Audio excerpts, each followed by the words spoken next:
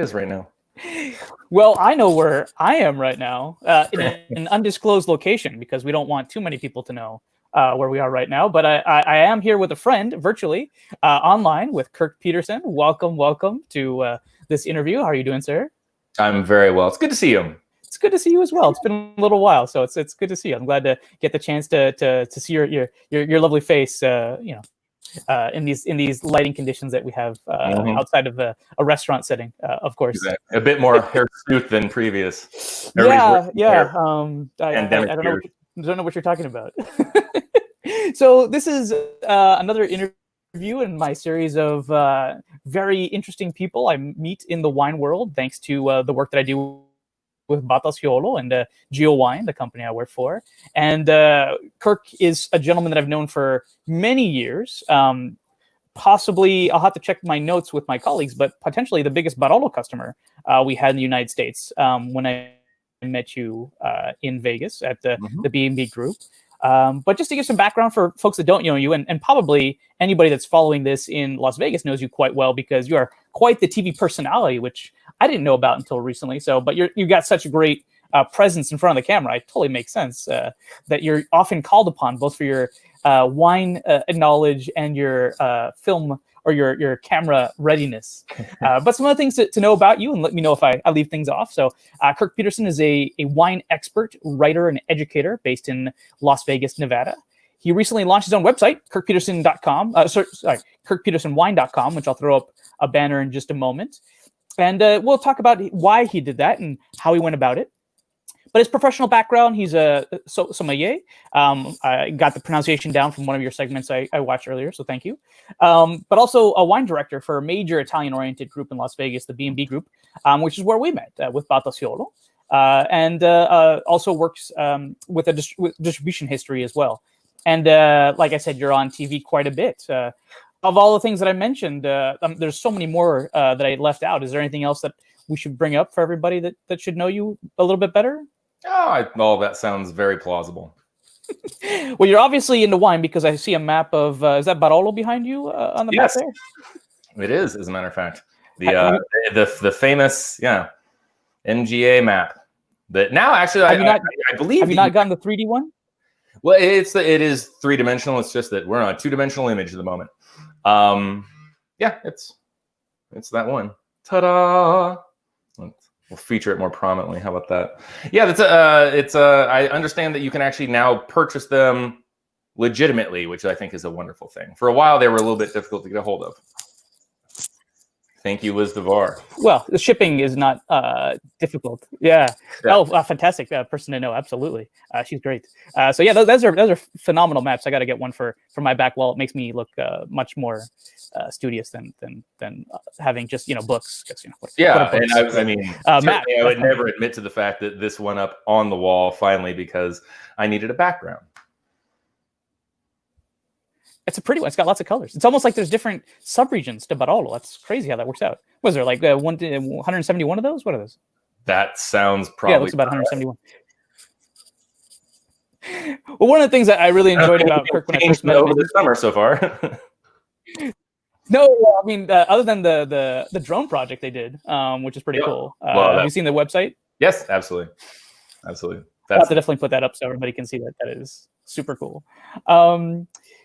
So I'm trying to remember the first time we met. My recollection, it probably aligns with the truth, and that was you were one of the first people, one of the few people that is dared to put me on the spot with some very specific Barolo questions the first time I met you. Does that sound about right? That's my memory. Right. Were we talking about I don't think MGAs were even public at that point, because that's a 2012 thing. 12, 13. So it would have been 13. We probably go back to 2010. I think so. I think it was after 2008, because that's a pretty big marker for a lot of people. But yeah, so it was interesting because the amount of information for Barolo obviously was quite rich already at the time. But once it was organized and a little bit easier to see with the MGA maps and everything else that came tailored to that, it became a lot easier to kind of visualize those things. So thank you for putting me on my toes and keeping me on task to make sure. Even from even in the period that my career in Italian wine has spanned. I mean, the amount of knowledge that we have compared to when I first came in, I mean, it's fantastic. There's never been a better time if you want to learn about Italian wine, there's never been a better time, largely because it was so like strangely underserved initially. Italian wine specifically, or? Oh yeah, very much so. Do you think it's because of new media approaches or just an interest that's grown? Well, yeah, I think there's a litany of reasons, and yeah, everything from new media to expansion in people's interests. Like when I entered into wine, I came from another career and I entered into wine, and if knowing what I know now, I probably wouldn't have. It wouldn't have made I didn't really understand what I was going up against by kind of very initially, like from the beginning of my career, specializing in Italian wine. I didn't really understand that, like, if you want to read a book on Burgundy, there has been so many books written on Burgundy, and also particularly in English, which is useful, that have been written on Burgundy from people who are titans of the industry, and not even just enough to read, but you could read and have multiple perspectives over decades from multiple markets, from Clive in the UK to there's a ample amount of things to learn. Italian wine, however, when I first came into it, there was we all had the same 8 books, and then we kind of traded or looked on eBay for the ones that are out of print.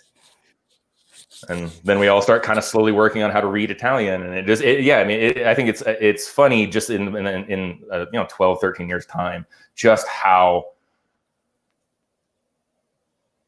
quickly Italian wine's caught up. Yeah, I mean, I was at one of my first interviews with Piero Selvaggio, and he was talking about, it just blows my mind still, even though I've heard the story so many times, that back in the 80s, he didn't really have any Italian wines to buy, or, he knew his own personal knowledge, but then he had to fly back to Italy to really figure things out and get some better education and talk to producers, because there wasn't that availability of both wine knowledge and wine itself, Italian wines in the West Coast. So it's a fairly recent phenomenon. It's amazing to me. Which is also one of the, I think that's why it's a golden age right now. I mean, it's an absolutely golden age because we have the tremendous advantage of having, being able to have all these resources now, having the ability to not have to rely entirely upon print media always, so things can be updated quickly, as our knowledge, and can actually be at the pace of our knowledge as opposed to the pace of how long things will be published. But at the same time, I mean, Luigi Vernelli's gone, but in terms of people within that invented large portions of our industry, they're still here. We can just go talk to them and ask them what it was like, and they'll tell you, and it's unbelievable. So we have the best of both worlds. So we have the new technology and the new interest in information, but you can still go back and be Papa, what was it like when you were a boy? Because they're still alive and they'll tell you. Oh, they will tell you. Hopefully. I mean, sometimes you got to cox that up, depending on what part of, say, Italy. Sometimes they're a little bit more reticent to talk than others, but once they start talking, man, there's so much great wine knowledge to be had speaking at the sources. Yeah, I agree. If a time traveler had gone back to tell some of these people in 1972, when they decided, no, I don't want to leave for the Nutella factory, that this is what's going to happen. You're going to be working. You're going to be one of the most famous winemakers in the world, and Barolo will be championed as one of the greatest wines throughout all the export markets of the world. They'd be like, that's never going to happen. People don't they? There's still a little bit of that surprise that, but I mean, obviously the wine merits it. I just think that there wasn't that concept of international marketing, say, as other parts of Italy, broadly around in the environment. But man, it's for me, drinking Barolo outside of a meal is a little hard, so I'm gonna enjoy some Gavi instead. But man, it's just one of the great things. I just did a class yesterday on Italian wines, and I think one of the things that's unique to Italy is just the variety and the depth that Italy has that very few countries can match. And so even just talking about one wine like Barolo, you can have a conversation all day about Barolo, which is phenomenal. The complexity and the excitement that you get from drinking Barolo is sure. But I mean, Italy really has, unprecedented wealth in wine. No one else comes close. It's interesting. I didn't realize that the biodiversity of Italy was so broad beyond wines. I mean, I knew it intuitively, but it didn't really strike me that, we talk about nuts and fruits and vegetables, the amount of just variety and protected ones. I mean, I was watching one of your shows. I tried to study up a little bit, so I was watching some of your interviews. And, ciao, Craig. So got a little shout out there. One of the things that always amazed me, one of the things I thought you laid out quite nicely was that people oftentimes talk to you as a wine professional and they don't know a lot about wines potentially. And they go like, I'm a little gun shy about trying wines because I just don't know that much about it. And if I can paraphrase you accurately, you said something along the lines of, well, a chef puts a dish in front of you that they worked on for a long time and you have no problem forming an opinion about it.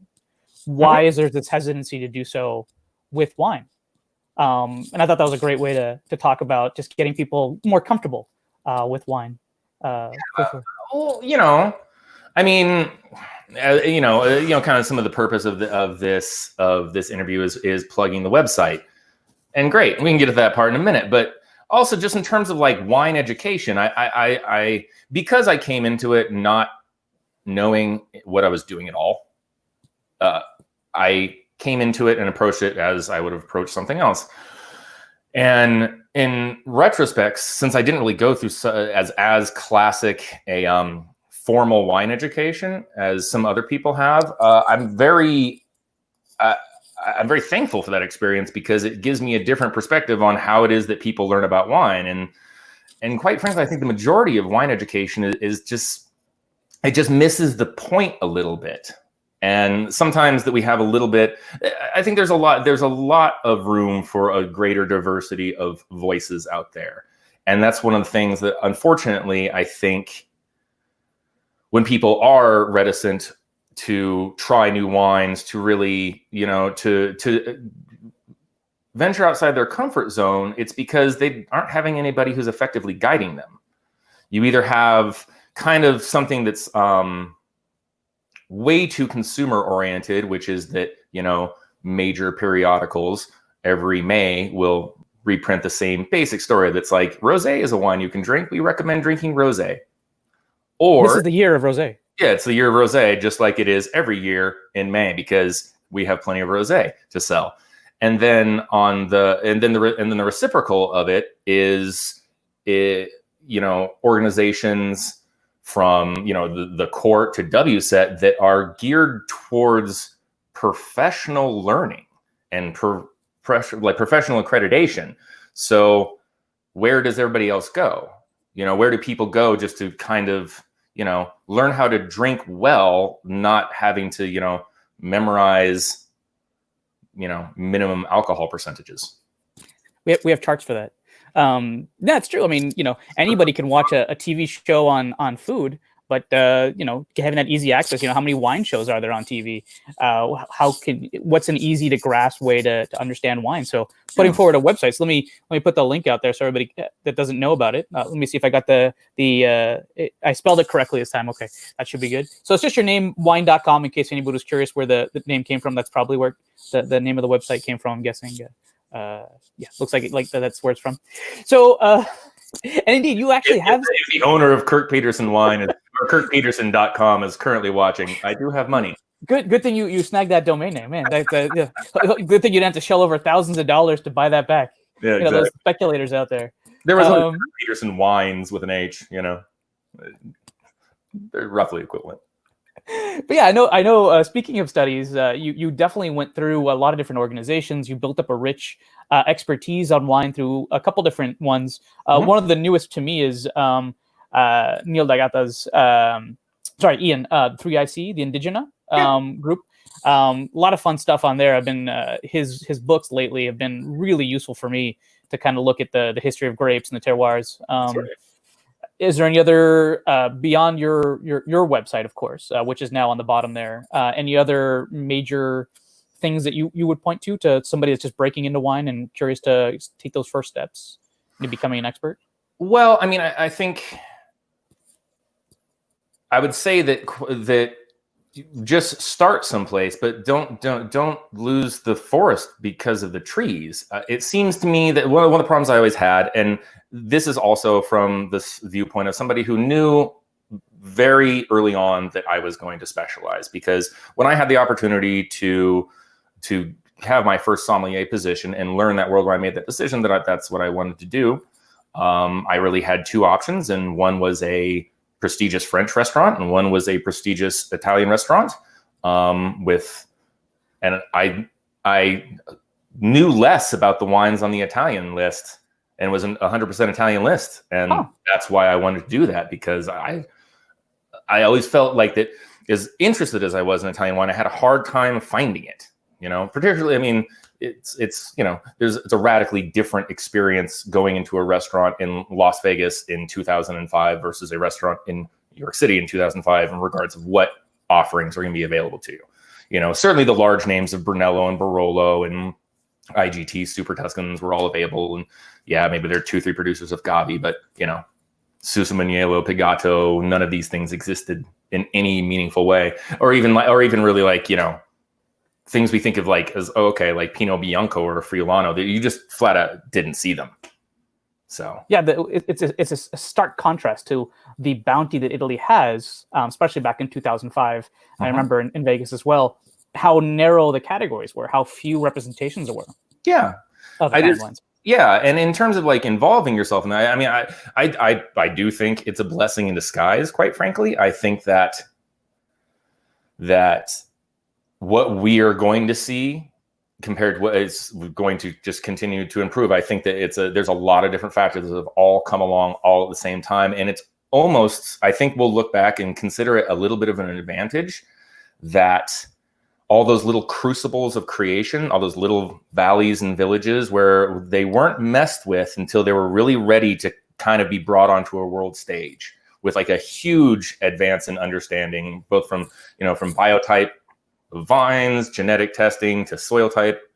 All this information is allowing people to not only find autochthonous varietals, but also make them into a meaningful and appropriate style of wine quickly, and get it out to a market quickly.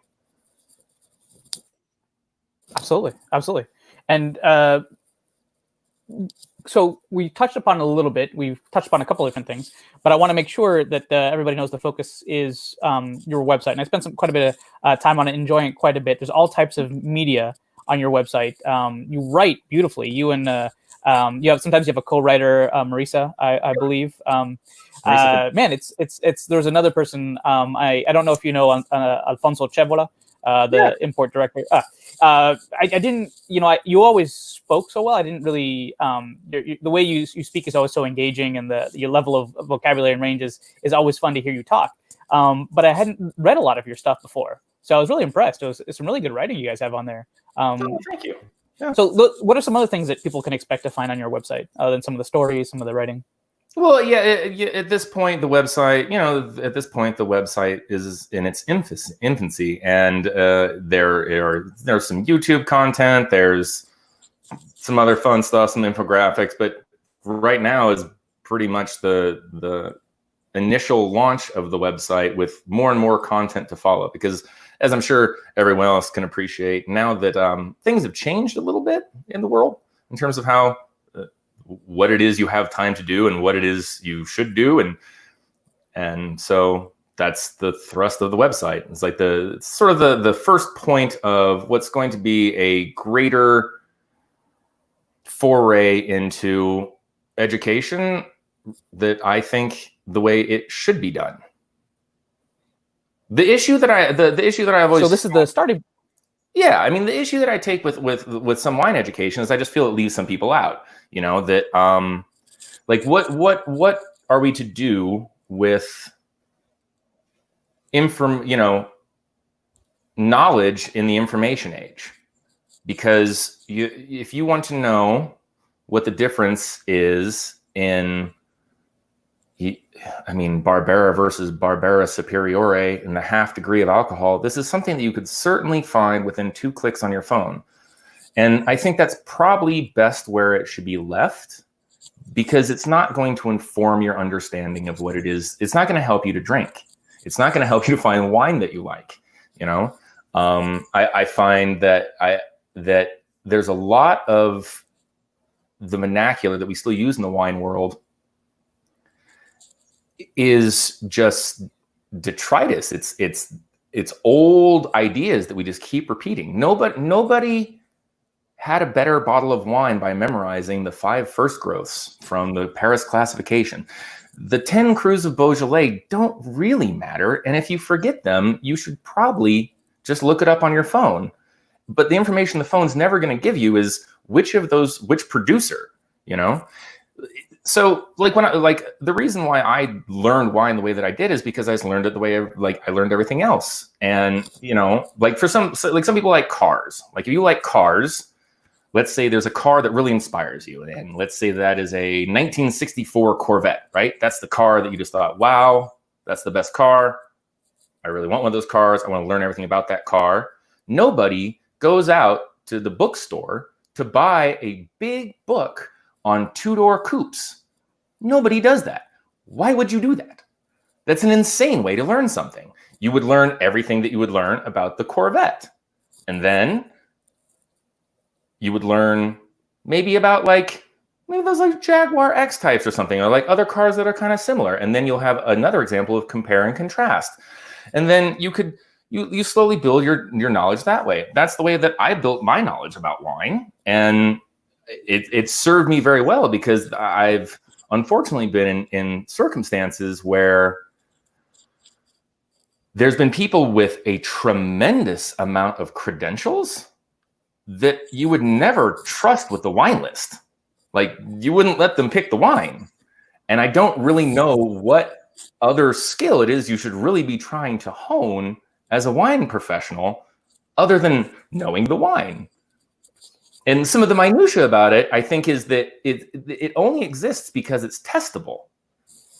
And unfortunately, there's a lot of the consumer base that isn't interested in taking any of those tests. And I think this level of detail is what scares people away from wine, particularly in the United States. I mean, this is an old thing, but I've always felt that the United States will really, it's still waiting to really come into its own in terms of a wine market, because the problem is throughout the United States, if you are a sweaty construction worker, a laborer, you know, salt of the earth working man, and you walk into the bar at 5 o'clock for refreshment, we don't become a real wine culture until they view, you know, Jack and Coke, cold beer, cold crisp white wine equally. But it's not. It's there, even beyond the sort of some of the cultural connotations. There's also the problem that sometimes people feel like they are being bait and switched in a way with wine because they don't know enough about it to be able to navigate, just to find the Vermentino they like, despite the fact that it's not the first producer they asked for. Where you can do that because you can just endlessly produce whiskey, beer, these other sort of like commodified alcoholic products. And it's so much easier to do that. And I don't really think the wine industry, and sometimes I think we play it up a little bit too much. I've probably spent more time downplaying wine in my career than ever playing it up, because like you don't really have to explain too much to somebody when you pour a magical glass of wine for them, a transcendent bottle, you know? Even something is this easy of just like, you know, just being like the first time in my previous role as you know, the wine director, the beverage director, there was always a lot of push, and all my sommeliers were all Italian wine fanatics, of course, because I've never met a sommelier who isn't. But of course, we pushed Barolo really hard. And that was great. And because we had a lot of Barolo, because there's a lot of variants and there's a lot to understand. There's a lot of history and we all love it. At the same time, I would often recommend them like, look, if they have not really had Italian wine, there's no harm whatsoever in going with recent vintage, famous producer Brunello. just let them have that and just let them taste it. Nobody ever dislikes it. Normally people adore it and they're very happy, but you have to remember that it's like the esoteric joke about sommeliers of that, like sometimes sommeliers like, oh, you know, somebody just really wants a glass of cab and they're going to give you everything except the glass of cab. I think it's imperative for sommeliers to continue to push, but don't miss because you started pushing too far up the scale. You know, give people the little things that they can wrap their minds around that are very easy to remember. Because all you really have to do is just set the little kernel of information. They'll do the rest. No, I think that's you have a very apt way, I think, of creating a mental image of making things just easier to understand. So I have a little bit of a challenge for you. You made a couple of great analogies and painted some mental images. So you talked about Corvettes. 1974, I believe, was the Corvette you used in this story. Yeah. And you talked about how you would love to study just that and become very knowledgeable about that as opposed to just the whole car world that's in that same category. And you also mentioned construction. So I'm wondering if you could somehow make an analogy between, say, I don't know, a screw and learning about wine. Is there some way you can tie those two together somehow? Sure. That's an excellent... wow, that was fast. Okay, go for it. Let's hear. Yeah. Oh yeah, no, it's the screw crew analogy. The screw crew analogy. Screw crew. The screw crew. Yeah. So, this is PG-13. We can still. Okay. But it's in terms of one of enormous advantage I had early on in my education is from a wine standpoint, because to a certain extent there was not a wealth of information available, was that I just spent a lot of time in Italy, and I would just travel to Italy, and I would travel to the wine regions, and I would go talk to the producers and have dinner with them, and I had a tremendous amount of access, and as a consequence of that, it shaped my opinion about how it is that you really develop a level of mastery in wine. And I think that formal education is fantastic. And you should probably do them all. Realistically, there's no reason not to learn as much as you possibly can. But I do question sometimes people, the personal motivations that people have sometimes if you had only $1,500, if your choice was a round trip ticket to Europe, to a wine region, or a certification, I would recommend strongly really rethinking your choice if you're choosing the certification. Because as much as people want to matriculate up and through the world, as when you're starting to learn, obviously you want credentials, you want to prove yourself, you want to display to other people your, not just your knowledge, but the seriousness of your intent. But when you get through it to the other side, what really matters is the actual ability to understand wine, understand it in an economic sense, manage it, buy and sell it for profit. This is how it is that you become an actual professional. So the analogy that I've often used is that Berklee School of Music, very prestigious music school. Berklee School of Music has a guitar composition department. So you would go and learn how to master the instrument of the guitar. And that department certainly has a chair of that department, probably somebody with an advanced degree of master's or PhD in guitar composition. Now, whoever that person is, would you like to listen to them play for you, or would you prefer to listen to Jimmy Page play for you? Nobody cares about the Berklee person. It's not about the credential. It's about how you can deliver. And sometimes the difference between these people is that Jimi Hendrix's guitar is made out of a certain type of wood. Maybe it's alder, maybe it's swamp ash, maybe it's mahogany. Different wood types need different types of screws. A screw has a length, screw has a number of gradations on the actual auger portion of the screw, whether or not it's Phillips flathead. All these things matter. All these things put together the guitar. But Jimmy Page doesn't know what type of screws there are in that guitar. He just knows how to play it better than everybody else. And so I don't think that you gain a greater sense of understanding by minutia. I think that the minutia tends to stick better once you get the understanding. No, I think that's. I completely. I've had the advantage of oftentimes it's like if you really want to if it's so crucial that wine is evocative of a sense of place. I am personally of the opinion that it is. Full transparency, as far as I'm concerned, wine should speak of a place. I prefer wine with food. I think that that's where wine really becomes truly magical. But if it's so imperative, if it's so important to understand wine as a sense of place, you're never going to learn the sense of place by staring at a map. It's much easier just to, your learning curve is much more overcome by standing there. So instead of how big is Canubin? Where's Payagallo? I can imagine myself standing on the street and going, that's how it is. No matter how beautiful that map is. You don't have to. It's once you're there, and once you smell the soil, and once you've and also I am very, very happy of the tremendous graciousness of all the winemakers that I have, who have imparted their knowledge on me, answered my questions, et cetera, et cetera. But at the same time, get out of the winery. We've all seen wineries. We've all seen tanks. It's not really the world's most interesting conversation. Get out and, you're going to sweat a little bit, but walk out into the vineyards and go look at the vineyards and go look at the dirt, smell it, pick it up. I mean, when I'm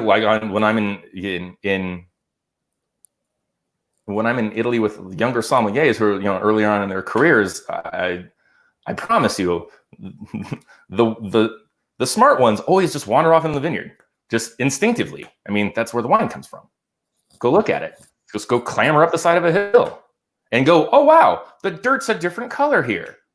It's a more interesting conversation. What does it feel like? What does it smell like? What is it? Yeah, absolutely. No, when I first started 15 years ago, I'm very grateful that I was invited to take some wine classes and Italian wine classes. But it's a little bit easier for me because my dad still lives in Italy. I'm from Italy originally. There was the idea that, before I forget, Marisa says hello and yes, completely agrees, of course. And Elizabeth Rose says hello as well, who I think is maybe joined you in some of your travels. I don't know if over in Piemonte, at least. But one of the first things that was when I first started, the first year was, you can go see your dad, take some time. I'll set some things up for you. Go visit some of the producers we work with. And of course, I went to go see Batasiolo up in Piemonte, and just how much the scenery changes. Of course, traveling different parts of Italy, I was very familiar with, but just how the vineyards change, the approach, the gradients, the way the sun hits the fields, the vineyards. I mean, it's so much more impactful if you're able to go visit to those places. And, Batasiolo definitely stood out to me, just being able to see, to me, is one of the most attractive vineyard areas in the world. I mean, just with those fogs in the morning, if you're able to get up early enough after a night of drinking Barolo all night, just the mist that come off and surround and cloak the valleys, the hillsides. I mean, everybody who knows when you walk up the little hill and you're in Lamora and you're looking out over the park, it looks as if you were. It's exactly what I would imagine where you would grow wine. Like, you couldn't make up a more perfect looking place.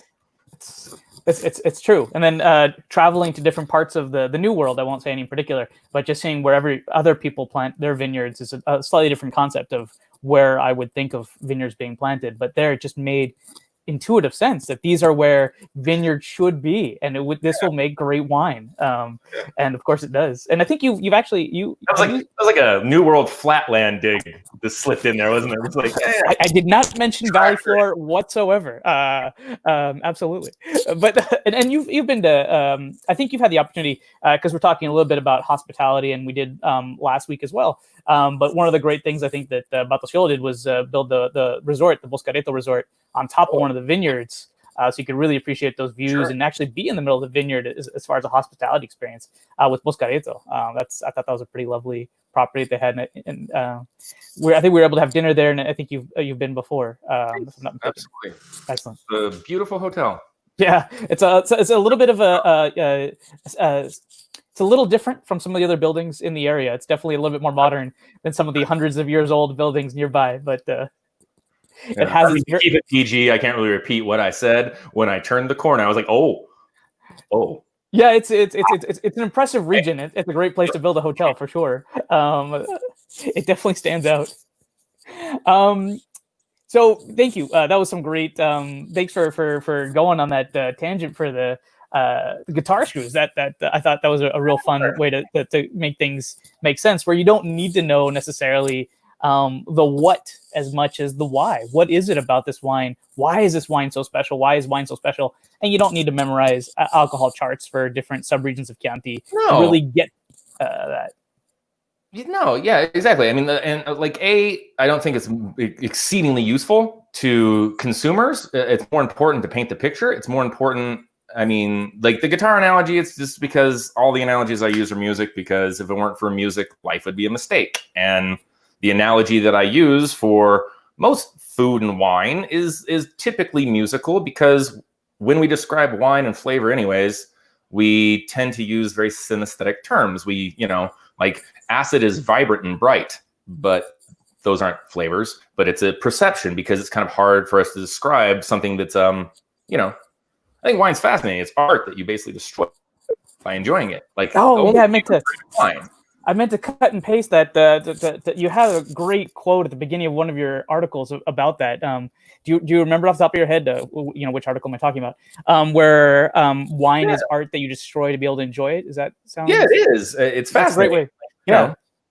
Like we have, like all the visual art, obviously, for, our sense of sight, and we have music for our sense of hearing, for our sense of taste and smell. It really is getting perhaps insanely specific about flavor compounds. I mean, wine is like mankind's first foray into flavor chemistry.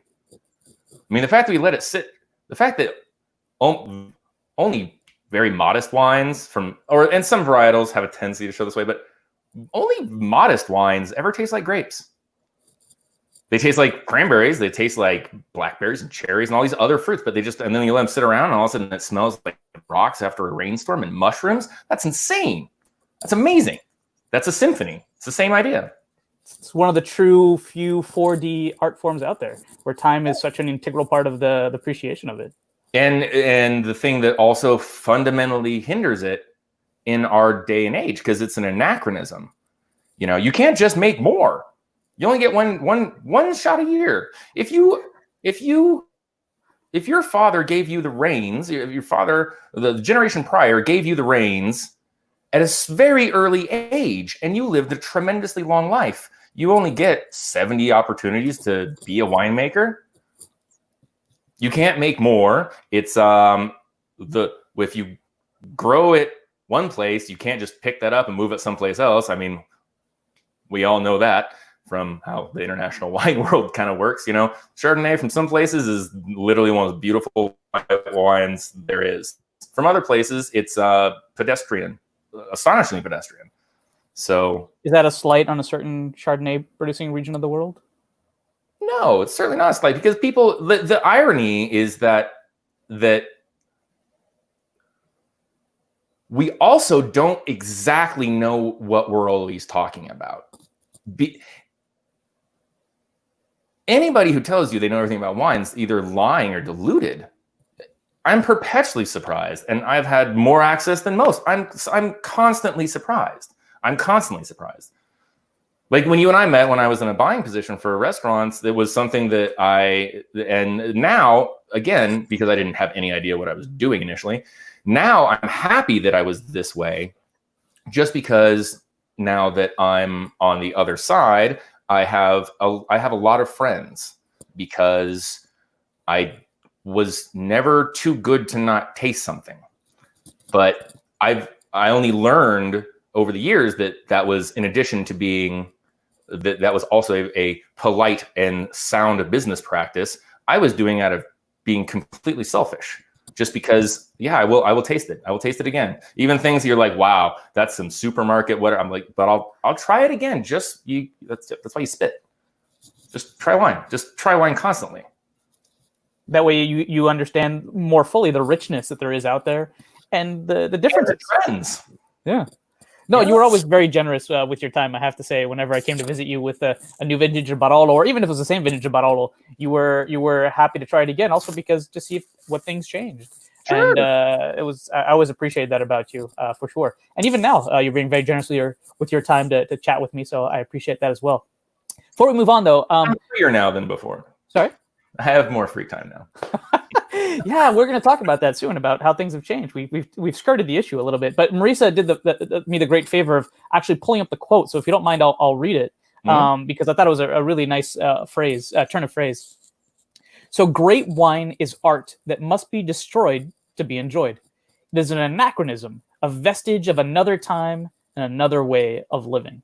That's some great writing. That's some nice stuff, and a really good example of one of the many pieces you can find. So you have quite a bit of pieces you've written on the website, and we've talked about how this is a launching point. This is just something that started. I mean, you launched this less than 2 weeks ago? Yeah, basically a month ago. There was a soft opening prior that I didn't, but then we launched, Okay. Within this slightly more shadowy portion of this golden age, a recent age, is when you launched it. So where do you see it going? Like, where do you think the richness will unfurl first? Because you have all sorts of media on there.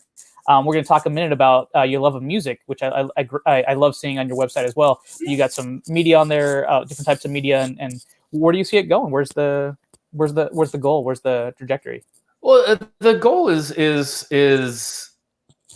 for the, in some of my, my other roles, I have opportunities to elevate and educate professionals, and that's fantastic. And I adore that portion of my career, and I very much enjoy hanging around and talking with people that can spend 3 hours just talking about geology before we even really, and a bottle of wine. And that's like all we talk about, and just incessant minutia detail. Sounds like a great night. Huh? But I'm also equally convinced that 99% of people do not want to hear that at all. We're cork dorks. We're cork dorks. People who put pockets full of dirt. You have to stop stealing the dirt from the vineyard. Like, we're cork dorks. So I think that there are a lot of people that are certainly more knowledgeable than I am, but also more gifted and more attuned to that style and level of education. My website is not really going to have that bend. It's going to be mostly for consumers. It's going to be just trying to take all this information and all this knowledge and boil it down into a simple message that people can remember, because I fundamentally want to advocate for Italian wine, but also just great wine and diversity of wine. And I don't think that we're going to get the world, everyone especially in like your neck of the woods. I don't think it might have been the story of Pecorino that got the buyers to buy it initially, but probably not even that. It was most likely just the quality of the wine that people were like, this is interesting, and wow, this is a very highly sellable style of wine that is pronounceable to English speakers, and it took off like wildfire. I don't think leading with too much technical detail is what's going to cause that. That same thing for Grignolino or Ruquet or Pigato or any of these other alternative varietals, which I firmly think need to have a place in the United States market.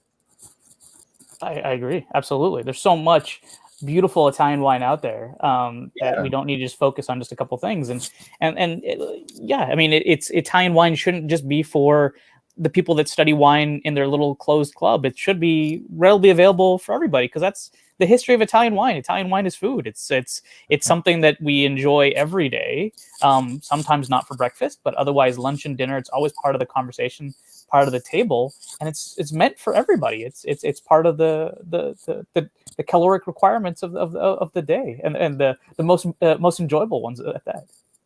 I'm going to blatantly steal. I'm going to quote you. I'm going to steal your quote. It's meant for everybody. It is meant for everybody. It is not this nerdy, esoteric, weird thing. It is one of the most pleasurable yet untapped experiences available in terms of the culinary landscape. More wine. And the great thing is it's fairly easy to untap. You just need a corkscrew or a good wrist for a screw top. But either one of those will work pretty easily, unless you got to use an ASO, and then really you probably want a professional to teach you at least how to do it once or twice.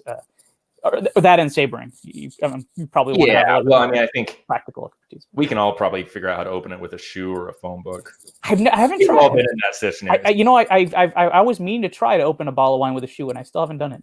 It's on my list of things. If only I had more free time. Skills for the future. So speaking of which, we should probably talk about it a little bit, because it's come up in conversation for some reason. So out and about, what are you seeing in Las Vegas? What are you seeing? What are you seeing the trends that are going to continue? How are people adapting to the new reality? Where do you think things are going to go? Do you have any insight you want to share?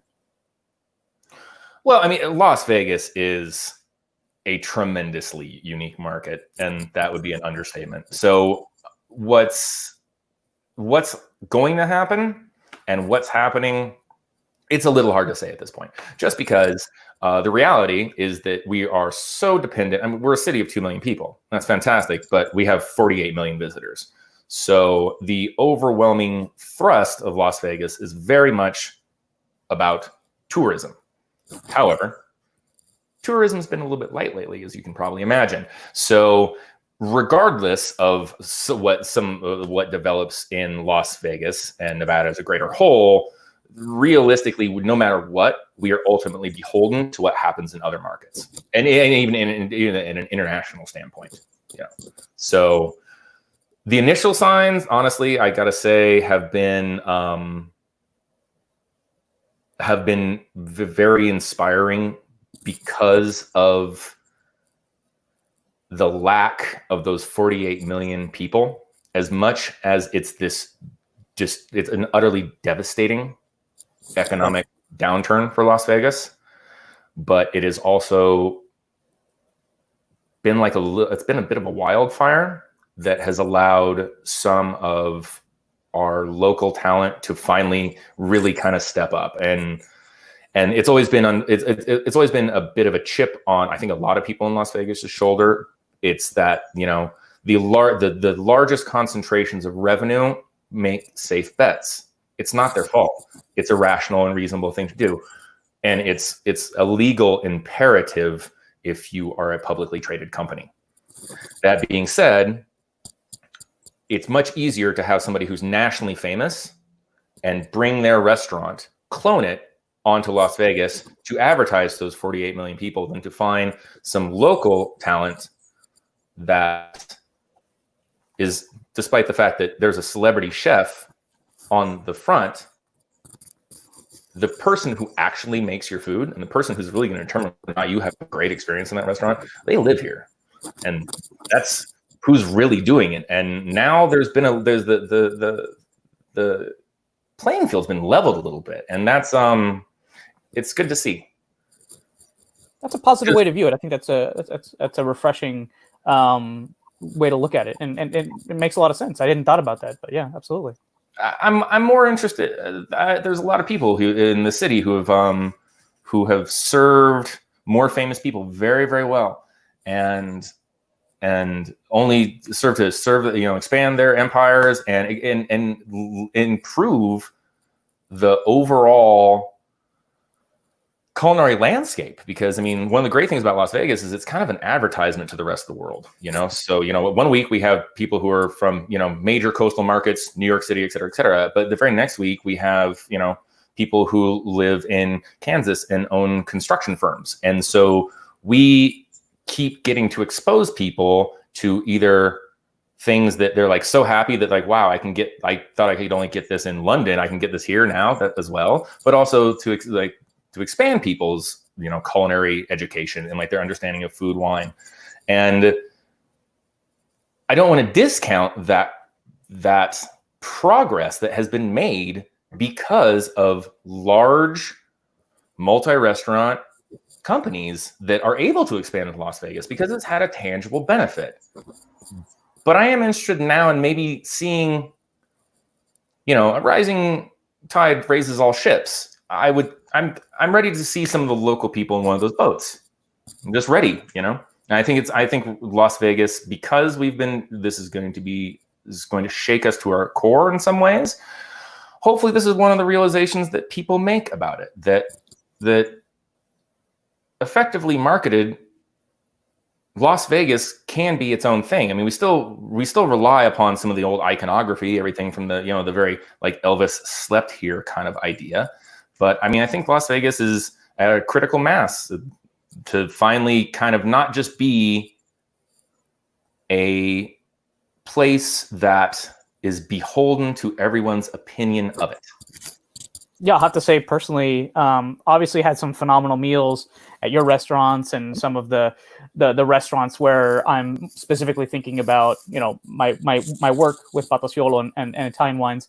But man, some other great meals I had were off strip and this little Korean Mexican fusion concept, or a great Thai restaurant, or just some of the local places that are meant for locals. They're not meant to, they don't advertise to the 48 million people that come through. They're really meant for where chefs want to go eat after they've been cooking all day and they want to go have a really good, just easy meal. And the quality of the food in Vegas that is not discovered is great. So I'm glad to see that maybe getting a spotlight now in different parts. So that's good. That's some good things to hear. I like that. Yeah, I'm hopeful. No one really knows how bad it's going to get, but once it's not bad anymore, I'm hopeful. I like that. In a similar positive way, I can't not mention this comment that just came across that goes more to what we were talking about previously. Any food needs to be served with a wine to be fully appreciated. I think that speaks to the ethos of Italian wine, where it's just sometimes in the United States, I hear people talk about wine just purely as a beverage. And what you've done constantly today is the way I like to think about wine too, is thinking about it in terms, in a frame of reference that makes sense. And for Italian wine, that usually means Italian food. So thank you. That was my mom, by the way, that said that. But yeah, I mean, like, you know, those who have known me well for a long time are certainly aware of the fact that I have at times been vocal about denigrating like Napa Valley and the wines that come from it. And I don't think that the problem I feel with a lot of Napa Valley is a problem of culture. It's an ideological problem. It's not that there are plenty of producers that show unequivocally that the raw material, the soils, the grapes are good. You can make astonishingly good wine. It's just a lot of people choose not to because they're going for immediately impressive. And the strange thing is, immediately impressive wines tend to bore you after a little while. Like the best wines don't force you; they seduce you. Like they're beguiling. Like that when you keep going back and it changes, and the chameleon in the glass evolution. That's what I personally think to be a full experience. And I would say, hey, I could be wrong, except I just really don't think I am, because the thing in wine that I think basically destroys the concept of aesthetic relativity is like, oh, it's just whatever you like. No, it's not. It's not at all. Because everybody I have ever known in the wine industry that drinks a lot of wine, has had a lot of wine, has gone through the entire thing, anybody that you could say has an educated palate, we all agree at the end. You know, there's maybe 3 red varietals that people argue about. but that's about it. There's like 2 or 3 white, maybe, you know. Well, it's almost like everybody's like, and we all kind of go, wow, yeah, that's about as amazing as it gets. Well, it may be just postulating that certain wines that won't be repeated lack that element of time that we were talking about that's so essential for the understanding the true beauty of the art that is wine. Where sometimes, you know, we usually talk about acid being the backbone of wine, but maybe it's really the fact that it changes over time. Being, you know, instead of checking off all the boxes on the tasting notes into what adds up to 20 points, maybe it's the taking a full perspective of that wine. And if that wine is a pretty flat perspective, maybe it really isn't a great wine compared to some others in the world. Yeah, I mean, you know, it's the music analogy just continues on. Wine comes in genres, and when someone says they want Cabernet, do they really? Well, no, maybe they do, maybe they don't. But what they really need is they want something. Probably, if it's someone from the United States making the statement, they're describing that they would like a full-bodied, rich red wine, tending to have dark fruit with some oak aging on it. And at that point, once you understand it's a genre, you can jump out into a million other things. Just like, I mean, how many people even understand, or how many sommeliers explain to them that like what they're really actually drinking is maybe 40% Merlot sometimes, or that it has not Merlot. I just love this Greek. Oh yeah, Merlot. That's so bad. Don't want any of that. I will pay you for that bottle of Merlot that you have over there that you don't want anymore. Chateau something. It's fine. Yeah. Well, we've definitely gone off on a lot of topics, and we've been chatting here. Time has been flowing quite pleasantly for me. But I know even though we're a little bit more free on time, I want to make sure you have other pursuits that if you want to follow today, you have that opportunity to do so. Thank you. All right. But is there anything else you wanted to chat about? Is there anything you feel we haven't covered so far in this fireside chat with no firesides? Yeah. No, I think this is good. Yeah, any questions for me? I that's kind of my job, is I was asking you the questions that I had for you. I mean, I have a lot of other questions I can ask, whether they're pertinent or not to this interview. I don't know, but no, I feel like I just drank a really nice glass of Barolo with, of course, the appropriate meal, whether it be, you know, vegetal or cheese based or protein Valtellina based, you know, not Valtellina, sorry, Fassone based, Vitello Fassone based. I feel like this was a really pleasant chat that we covered a lot of ground in. Likewise. Thank you for having me on. I appreciate your time. I appreciate your website. I think it's already great. I think it's gonna keep being great at educating and making wine very accessible. In whether it be a minute 30 segments on TV or in longer discussions, I think you do a great job of educating and getting past some of the fluff and getting to why wine is enjoyable and why it should be enjoyable and why you should know more about wine. So, thank you. Thank you. The message translates.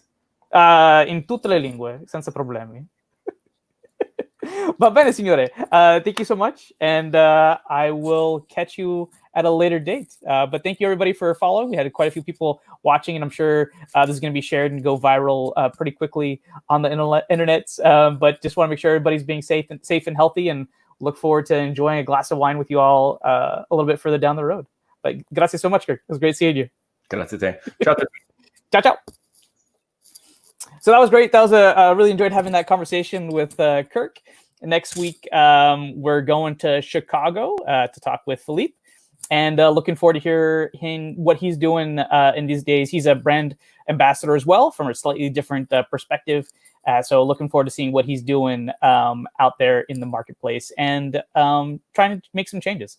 So looking forward to hearing him. He's actually going to do his own show tomorrow, and I'll put some details up about that on another matter. So thank you so much. Be well, everybody. Ci sentiamo. Ciao, ciao.